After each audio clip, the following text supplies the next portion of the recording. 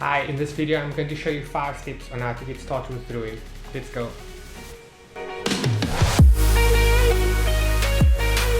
Have you ever wanted to learn how to draw like this, but I have no idea how or where to start? Well, you've come to the right place. Hi, I'm Raz Arnold. I'm a freelance graphic designer and illustrator, and I put together 5 basic principles in order to help you start your art journey. So here we have the 5 basic steps that I'm going to take you through. Number 1 being shapes, number 2 being shading and lighting, number 3 being scale and proportion, 4 perspective, and 5 being simplification. And that's simplification in the sense of observation, so looking at any object around you in a structural format and observing how that structure is built up in simple forms. So let's get into it. Okay, so before we start off with shapes, I think the first thing I want to mention is lines and how to actually draw and go about drawing line. So if you've noticed, whenever you watch like an artist or somebody that draws a lot, they end up hatching or scratching with their pencil. So basically what they're doing is they try not to commit to a line too soon. So I like to say, when you're drawing, have some commitment issues. You know, don't commit to a line too soon.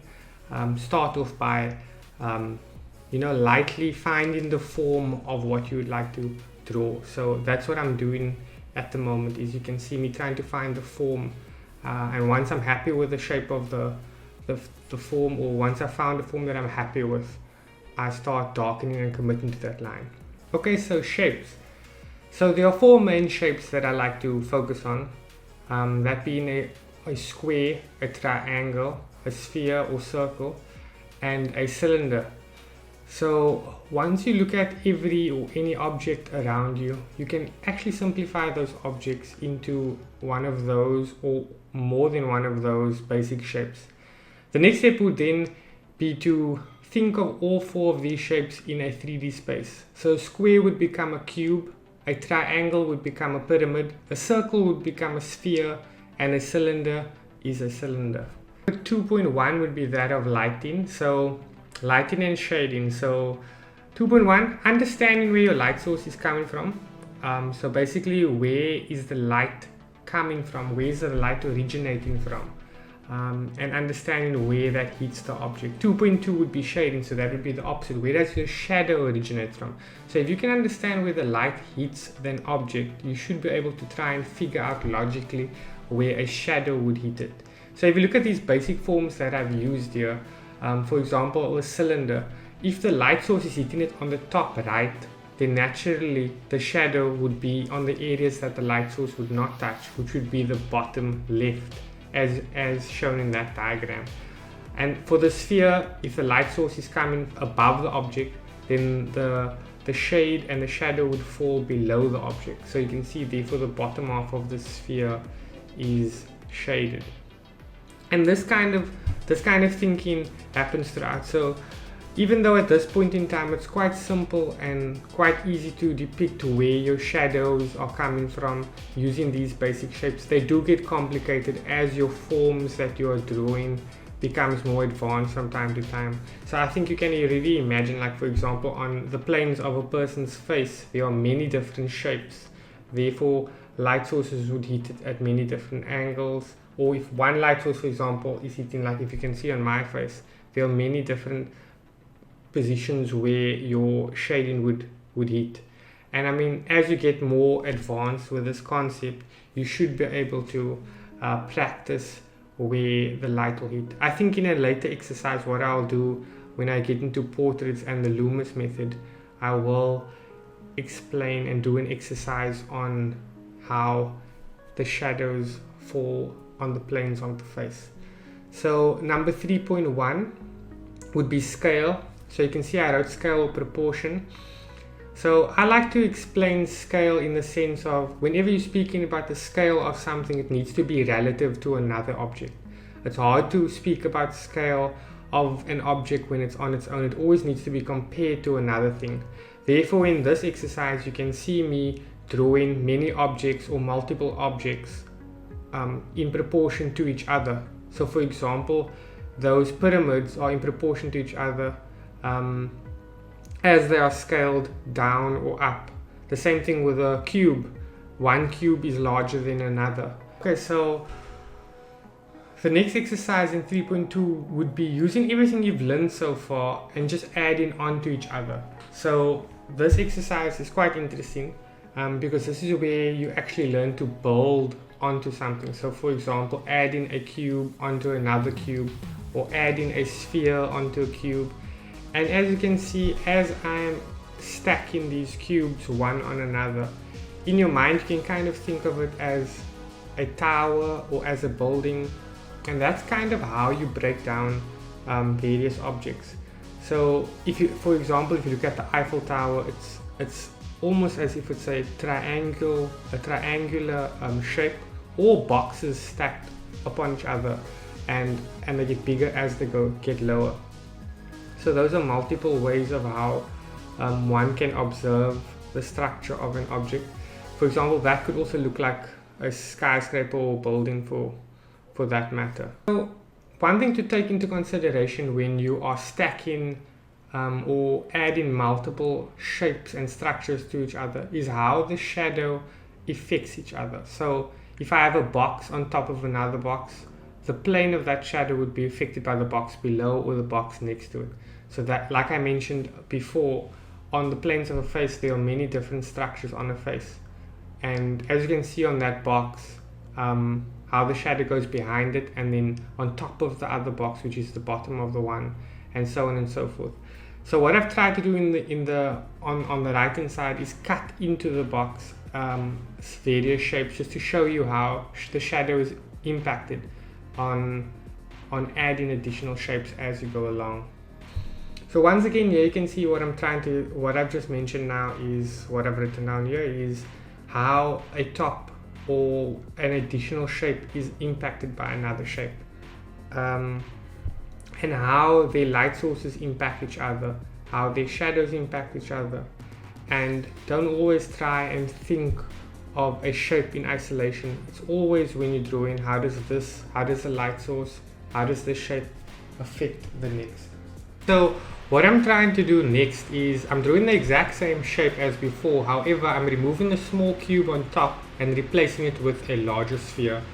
So the reason that I'm doing this is just to show you and emphasize this idea of how objects in relation to each other impact each other's light source and shading.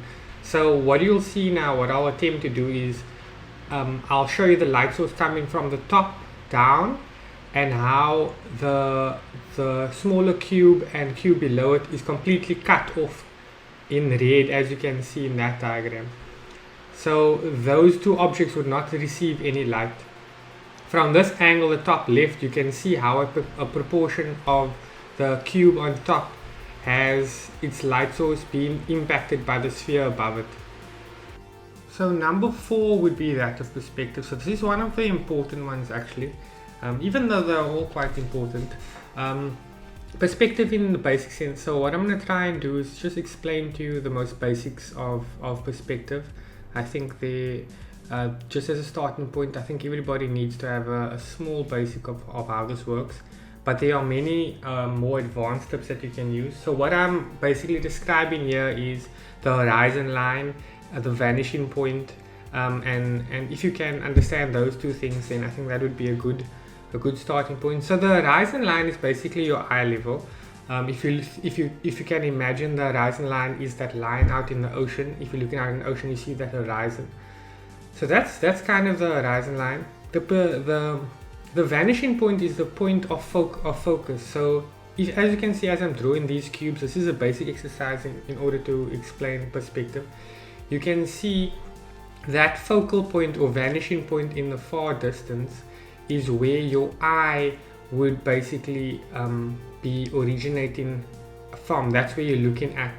And these lines coming outwards are just lines from that specific 1 point perspective. So there are many different techniques like 2 point perspective. So here I'm just showing you an illustration that I've done of some individuals, of some athletes, and I'm showing you the different uses of perspective on the planes of the face. So here you can see on the nose, I'm basically just showing you how the perspective is used in that type of scenario. That was just a basic one. So yeah, I just basically did an example of a sphere as well. So I think if you can play around with this exercise a few times, and you can draw cubes quite well in different angles, that will be a good starting point for you and perspective. So the last and final one is simplification. So this could either be the easiest or hardest step.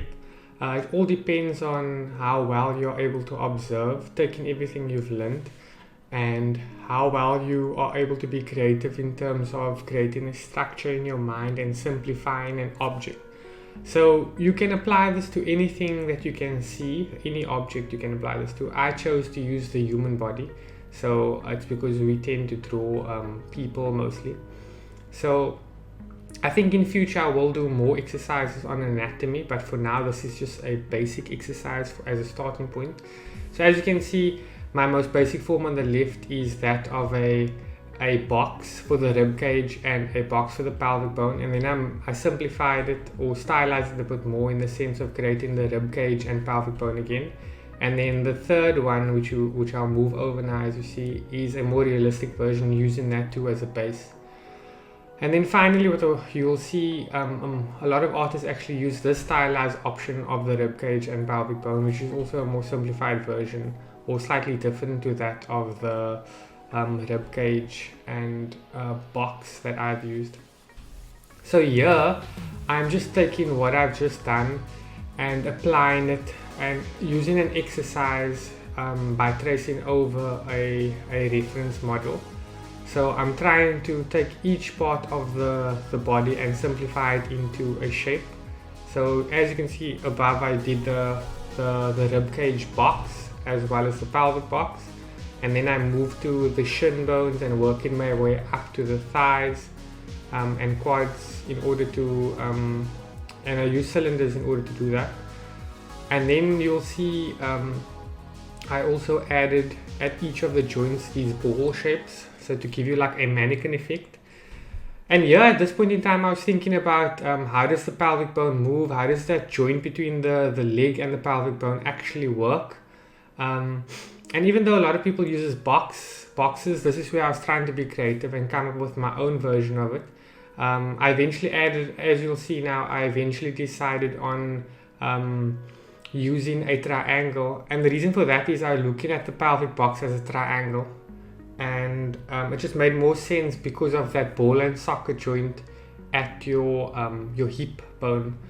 So as you can see there, I made reference to the ball and socket joint after like researching it a bit, and it made more sense for me to use a triangle as a pelvic box. So as you can see, you can use and come up with your own shapes and forms in order to create these mannequin-like figures for you to practice and practice anatomy and drawing people in various shapes. So I think in this exercise, I'm just going to continue working my way throughout the rest of the body, drawing the arms, shading it as I go along, using the ball and socket joints at each section there for the using a ball for each section that rotates. Yeah, and I think that's pretty much what I did. Another thing to take note is in most cases with the spine is never necessarily a straight line. It has more of an S-curve. That's something you can look into. So what I'm going to do right now is I'll just play you guys the next few minutes of me just practicing this exercise on other shapes. Yeah, and I'll see you guys in a bit.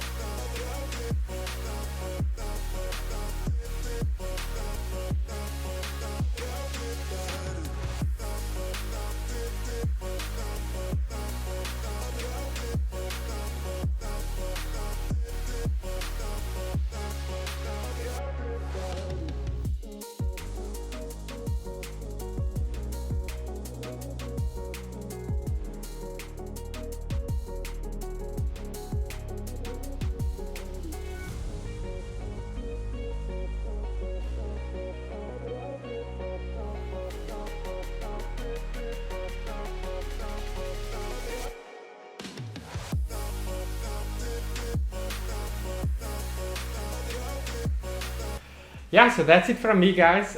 These are just 5 basic exercises that I would use in order to help somebody begin their art journey, even though there are many ways that one can go about doing this. But yeah, if you enjoyed the way I did it, keep an eye out. I really plan on doing quite a few more lessons in the near future. And yeah, I would appreciate if you guys can give me a thumbs up and subscribe to my channel. It really goes a long way. And I'll see you guys in the next one.